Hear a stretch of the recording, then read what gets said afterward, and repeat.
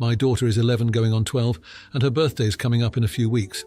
For her birthday, she wants to go swimming, so we rented the local community centre that has a pool and a giant activity room where we'll have lots of treats and stuff.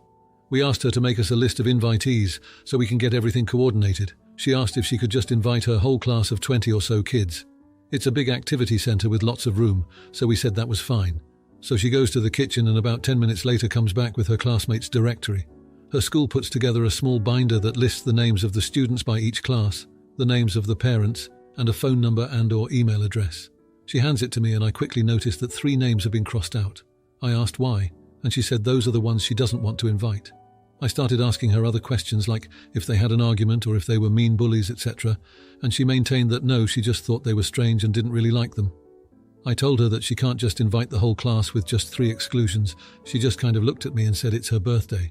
I explained that this could be hurtful to them and that if she was so staunchly against them attending, then it would be better to have a smaller party and invite just a handful of her closest friends. She said she doesn't want a small party, she wanted a big party, and I told her then everyone in the class is getting an invitation. She said no, they aren't, and I told her, okay, then no one is, and she ran out of the room crying. She has started crying and running away whenever she has seen me since, and I'm starting to feel guilty. My wife was frustrated with me and says that she gets where I'm coming from, but it is our daughter's birthday, and she should only have the people she wants there. I tried to explain that I don't want our daughter to be a reason these 3 kids have a crappy time in school. I can't in good conscience let her exclude other kids like this. Am I the jerk here? My wife says all we need to worry about is our daughter having a fun birthday, and I'm already ruining it by picking a fight over something no one will remember years down the road, but I don't agree at all. If they were bullies, that would be one thing, but they aren't, so to me, it's cruelty, and cruelty sticks with people. Update. Thanks for reading. Glad the final verdict is that I am not the jerk here. We talked again this morning and asked her more specifically about her feelings towards the 3, and it's really nothing serious like people were suggesting, but I thought it was important to make sure just in case. I asked her to put herself in their shoes. What if one of her classmates was having a party and invited everybody except her? How would she feel? This is the approach I admit I should have tried in the first place, and it worked. She gets it.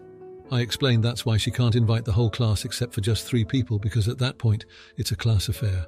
I reiterated that she could still have a small party with just her close friends, but she said she wanted to still have a big party and everybody is invited. Now, for a few comments before the update. Comment 1. You're the idiot. Everyone cannot be invited to everything. Your daughter should not be forced to invite people she is not comfortable with to her birthday party. She is old enough to decide who she wants to spend time with. If she was 6 years old, absolutely invite the whole class. But she is nearly a teenager. Also, maybe there are issues between them that she does not want to tell you about. Comment 2. I can understand your point. However, speaking as someone who was ostracized as a kid, I can tell you that I would rather not be invited as opposed to being invited out of obligation. You are not doing the uninvited kids any favors because it will be painfully obvious that they really are not welcome. Now for the update, after the heart-to-heart things seem to settle down. My daughter took the advice to heart and decided to invite the entire class, including the 3 kids she initially wanted to exclude. I was proud of her for making that choice, and it seemed like we were on track for a drama-free celebration. The following week, my wife and I got busy with the party preparations. We sent out the invitations, and RSVPs started coming in. Most of the class was able to make it, including the 3 kids who were almost left out. My daughter seemed genuinely excited, and I was relieved that we had navigated past the potential issue. As the party day approached, my daughter's behavior towards the 3 kids didn't change much at school, but she wasn't unkind either. She just treated them neutrally, which I guess was the best we could hope for under the circumstances. I had a brief chat with their parents when they called to RSVP, just a general talk about the party details, and they seemed nice and appreciative that their kids were included. The day of the party finally arrived, and the community centre was buzzing with excitement. Kids were splashing in the pool, the activity room was decked out with decorations, and the treats were a hit. My daughter was having the time of her life, laughing and playing with her friends. I kept an eye on the 3 kids, and they seemed to be enjoying themselves too, though they stuck close to each other. Halfway through the party, I noticed my daughter talking to one of the 3 kids, the one she had seemed the most wary of initially. They were away from the noise near the snack table, and it looked like a serious conversation. I couldn't hear what they were saying, but they both seemed earnest. After a few minutes, they shook hands, and my daughter came back to join the others. The kid went back to his 2 friends, and they whispered among themselves before rejoining the festivities. The rest of the party went off without a hitch. Kids were tired but happy, and parents came to pick up their little ones, thanking us for a great time. The 3 kids were some of the last to leave, and their parents thanked us again, mentioning how much it meant for their kids to be included. After everyone had left and we were cleaning up, my daughter came up to me looking thoughtful. She said the party was awesome and thanked us for making it happen. Then she mentioned the conversation she had with the one kid. She didn't go into details but said they had cleared up a misunderstanding from earlier in the school year. She seemed content with how things turned out. That night, as I tucked her into bed, she was smiling, but she had a distant look in her eyes. I asked if everything was okay, and she nodded, saying she was just thinking about school and friends. I didn't press further, figuring she needed to process the day's events on her own. The next day my daughter went off to school as usual. When she came home, she was quieter than normal. I asked her how her day was, and she said it was fine, but she seemed distracted. Later I overheard her on a call with one of her friends talking in a hushed tone about the party. I couldn't make out much, but there was a sense of urgency in her voice. That evening, my wife and I received an email from the school. It was a general notice about an upcoming assembly to discuss the importance of inclusion and kindness. The timing seemed more than coincidental, and I wondered if the party had sparked a broader conversation among the students or the staff. As the week drew to a close, my daughter spent more time in her room, sometimes with the door closed. She was polite at meals but less chatty than before. I respected her space, figuring she was dealing with the complexities of preteen social life. On Sunday, I noticed her looking at the class directory again, the same one she had used to make the party list. She had a thoughtful expression, and she was flipping through the pages slowly. I asked if everything was all right, and she just nodded, saying she was thinking about who she might want to work with for an upcoming class project. That night, as I lay in bed, I couldn't help but feel that something was shifting. The party had gone well, but the aftermath was more complicated than I had anticipated. My daughter was growing up, and with that came new challenges and lessons about relationships and actions. I hoped we had guided her well, but only time would tell. The next morning, I found a note on the kitchen table from my daughter. She had left early for a school project meeting. The note was simple, thanking us for breakfast and reminding us she'd be home late. But at the bottom, there was a postscript that read, "I think I understand more about people now. Talk later." I folded the note and put it in my pocket, wondering what she had learned and what she wanted to discuss. It was clear that the birthday party was more than just a celebration. It was a turning point, and the ripples were still moving through our lives. Now, for the comments. Comment 1. Hey there, it sounds like you handled a tough situation with a lot of empathy. It's not easy to teach kids about inclusivity, especially when they're at an age where they're forming complex social relationships. You did the right thing by talking it through with your daughter and helping her see the impact of her choices. It's a valuable lesson that will serve her well in the future. Comment 2.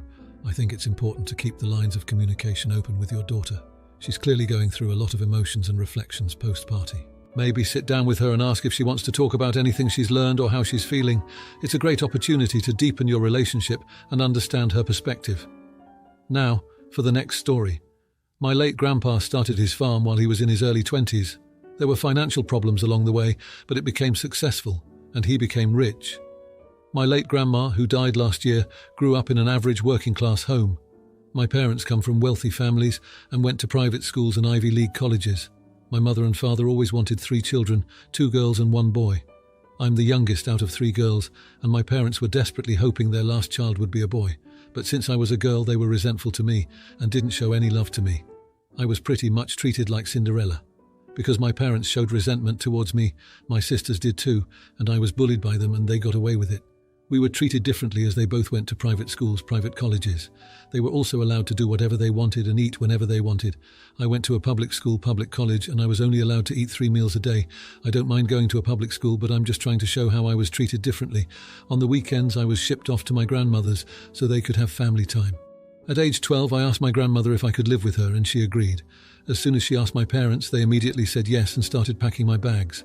While going to my grandmother's on the weekend, she made me work on the farm. Even when living with her permanently, she continued to make me work on the farm on weekends. I hated that I had to work on the farm, and looking back now, I realized why she made me do it. She made me work on the farm as a form of therapy, as I was constantly arguing and her animals were my therapy. I remember spending most of my days sitting with the horses and feeding the chickens. I also spent a lot of time running across her fields. My grandmother sadly passed away last year, and she left the whole estate to me, which my family wasn't pleased about. I decided to leave my job as a lawyer and work full-time on the farm, and I'm so much happier.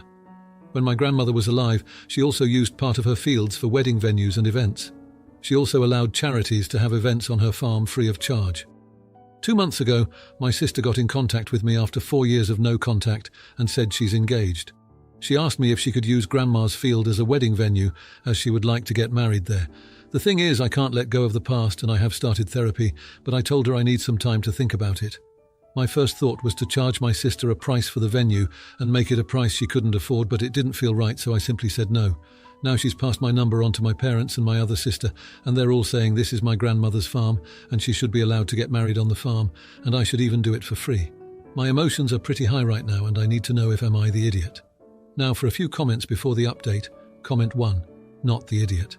Tell them if they wanted the privileges of being your family, they should have treated you as a loved family member from the start, rather than an unwanted burden. They didn't want you in their lives then. You don't want them on your property now. Comment 2.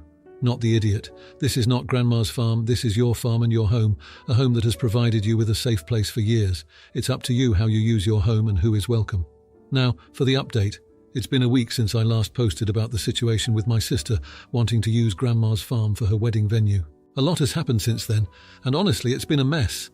After I said no to my sister, my parents started bombarding me with calls and texts. They were relentless, trying to guilt-trip me into changing my mind. They kept saying things like, it's what Grandma would have wanted, and families should stick together. It was exhausting, and I felt like they were trying to manipulate me just like they did when I was younger. I tried to ignore them, but it was hard. They even showed up at the farm one day unannounced. They started going on about family and how I was being selfish by not letting my sister have her dream wedding on the farm. I lost it. I told them that they had no right to talk about family when they hadn't treated me like part of theirs for years. I reminded them of how they shipped me off to Grandma's every weekend and how they let my sisters bully me. They didn't have much to say after that, and they left, but the look on their faces was one of shock and maybe a little bit of shame. My sisters, on the other hand, took a different approach. They tried to sweet-talk me into it, saying how much it would mean to them and how it could be a fresh start for all of us.